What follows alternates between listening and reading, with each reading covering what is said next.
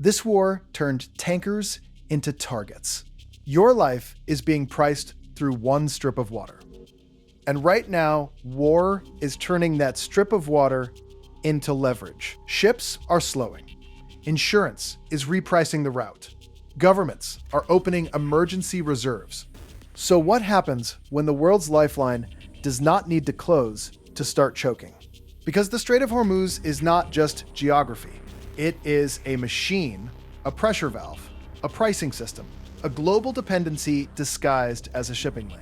It connects producers, insurers, traders, ports, refineries, and governments into one nervous system. And when one part of that system flinches, the rest starts shaking too.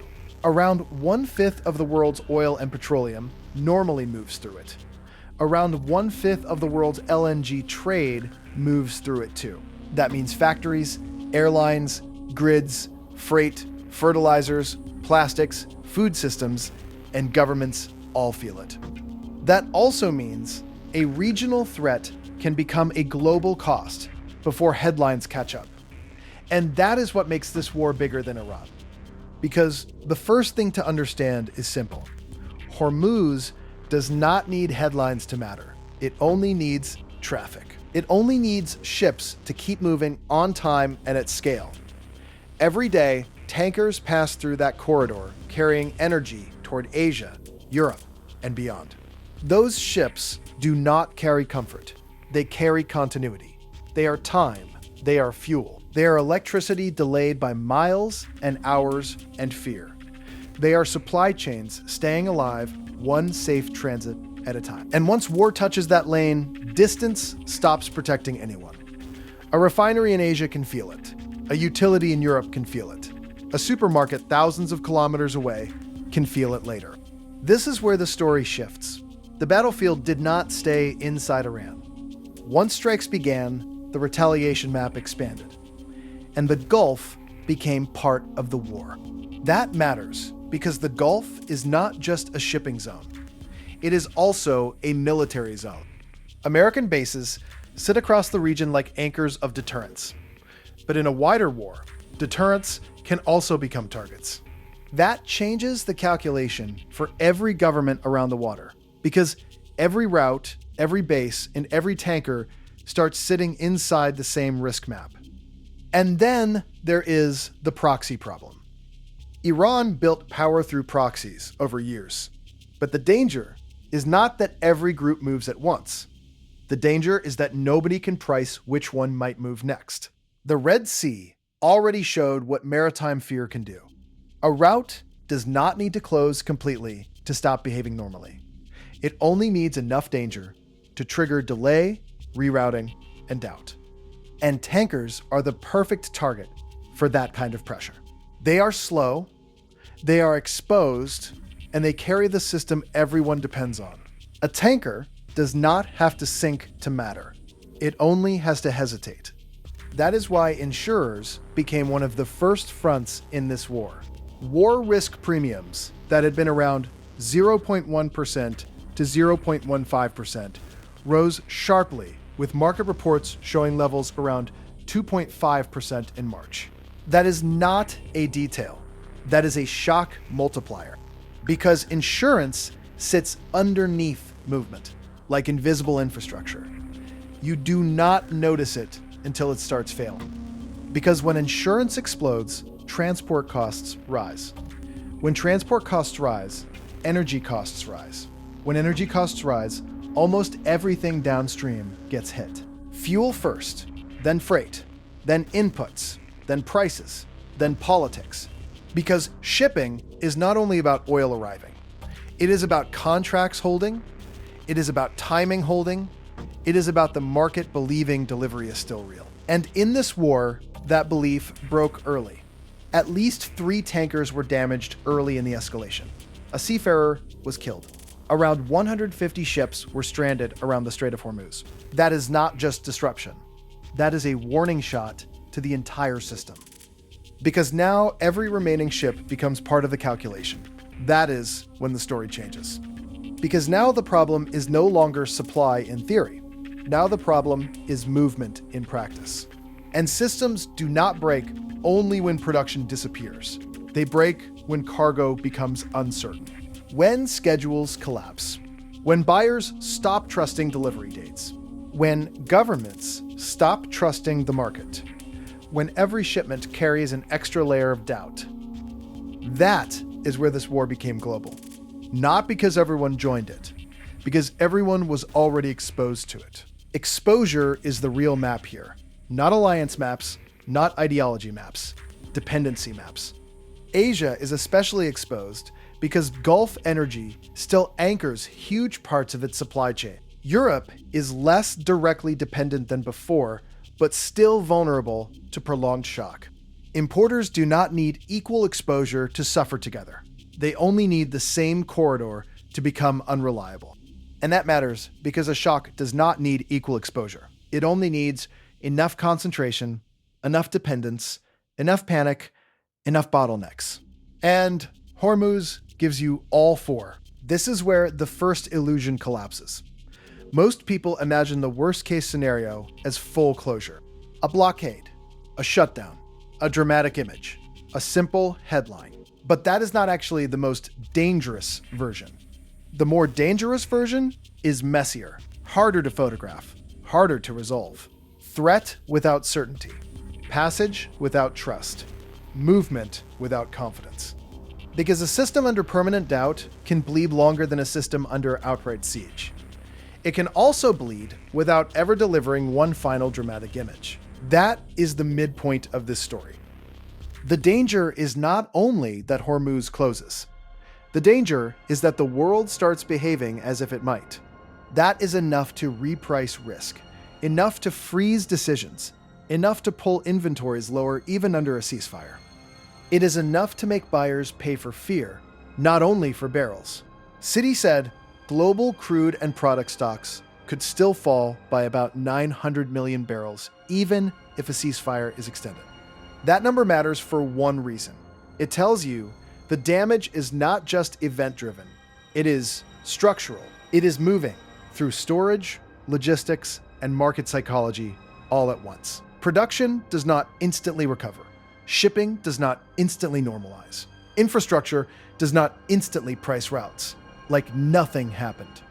Especially not in a corridor that has already proven it can choke the planet. And that is why the word ceasefire can mislead you. A ceasefire sounds like calm. A ceasefire sounds like the system can breathe again. But the market hears something colder: delay, repair, verification, risk, residual fear. And every one of those words carries a price. Even now, talks remain uncertain as truce deadlines approach. So the world is not really pricing peace. It is pricing interruption plus doubt. And that changes everything. Because when enough doubt enters the energy system, governments stop waiting for markets to self-correct. They intervene. IEA Chief Fatih Birol said this war had triggered the biggest energy crisis in history. He said the shock surpassed 1973, 1979, and 2022 combined. That is an extraordinary claim. And the response was extraordinary too. A record 400 million barrels were released from strategic reserves across 32 countries. Read that again. The world started defending normal life by opening emergency stockpiles. That is what panic looks like when it wears a suit. Not because one country ran out of oil. Because one corridor made the entire system look breakable. Because the market no longer believed normal flow could defend itself. That is the spike. You are watching governments spend stored security to preserve the appearance of stability. They are buying time with oil they hoped never to touch. And stored security is finite. The U.S. Strategic Petroleum Reserve held about 409 million barrels as of April 10. Its full storage capacity is around 714 million barrels. So even the backup tells a story. A harder one. The reserve is real, but not bottomless. The system can absorb pressure, but not endlessly. And reserves solve interruption differently than confidence.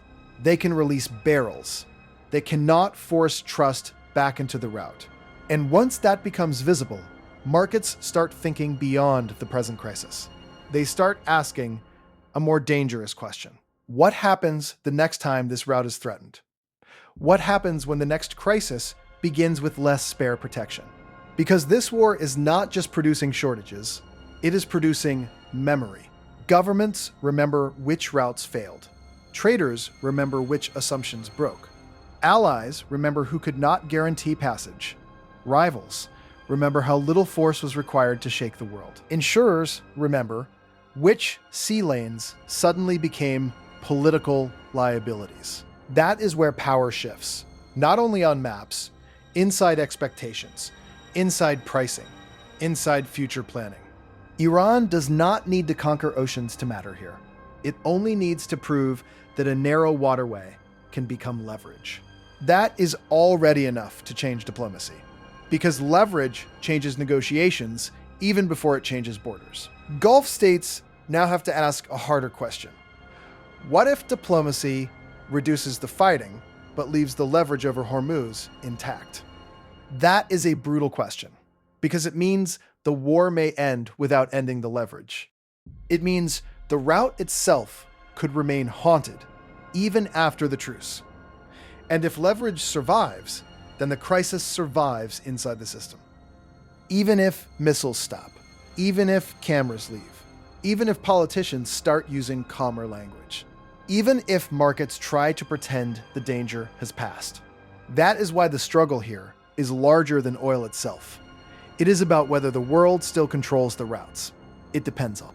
Or whether it merely rents passage through them until the next crisis. And once that question opens, other questions follow. Can Europe endure another long energy shock after Ukraine already strained its resilience? Can Asian buyers diversify fast enough without paying far more for security? Can navies truly secure commerce when fear itself has become a weapon? Can emergency reserves keep masking a system designed around vulnerable choke points? Can states protect trade if private insurers stop trusting the route first? Those are not future problems. Those are present conditions. India, for example, moved towards sovereign guarantees for insurers as risks intensified.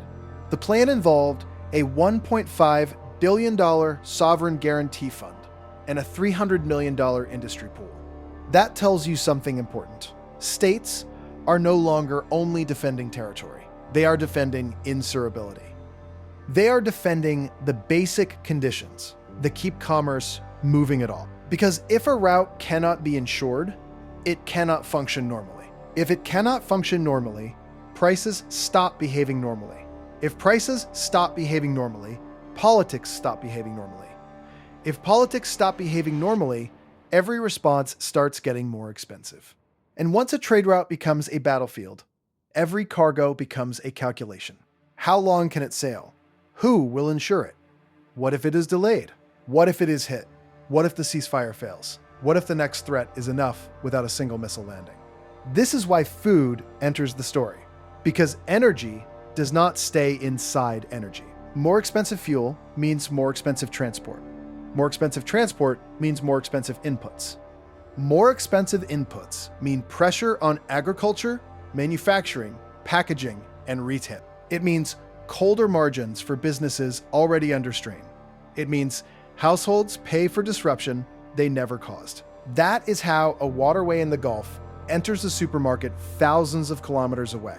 Not dramatically, quietly, then all at once. That is how systems usually hit ordinary life. This is also why the conflict feels hard to price. Reuters calculated that more than $50 billion worth of crude had not been produced after roughly 50 days of war. And still, the aftershock may last months or years, because systems like this rarely snap back cleanly. They leave residue behind. Damage lingers. Repairs take time. Insurance habits harden. Stockpiles shrink.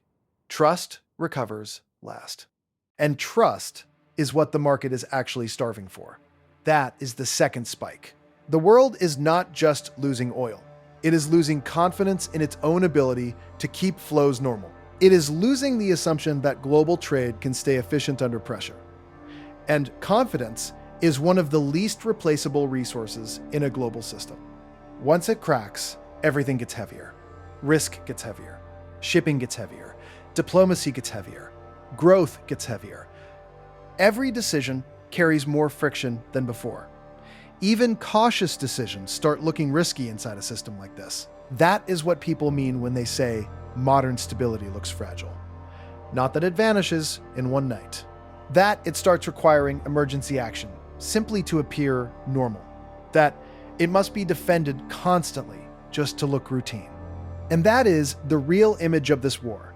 Not only smoke over targets, not only maps and flags, not only statements from capitals, but tankers waiting, insurers retreating, governments opening reserves, buyers paying more, households absorbing costs they never voted for. A regional war pressing on a global choke point until the whole world starts leaning. And the worst part is not that this system was weak. It is that the world already knew where the weak points were.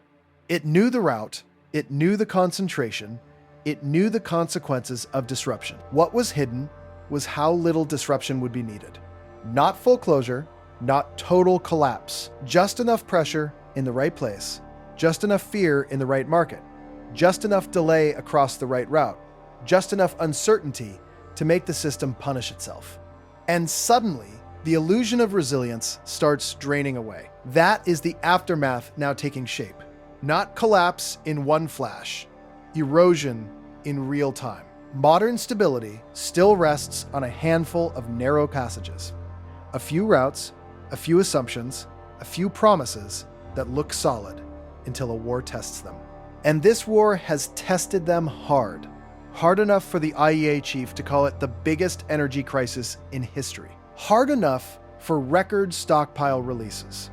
Hard enough for insurers, markets, and governments to start behaving like normality is already expensive. Hard enough to show that resilience may be thinner than the language around it. So the question is no longer whether one narrow waterway matters. The question is what else the world still depends on this way. What other route still looks ordinary until pressure reveals its real power? What other system still looks global, diversified, modern, and resilient? What other seam is already carrying more weight than it can survive? Until one war touches the seam, and the world starts crashing through it.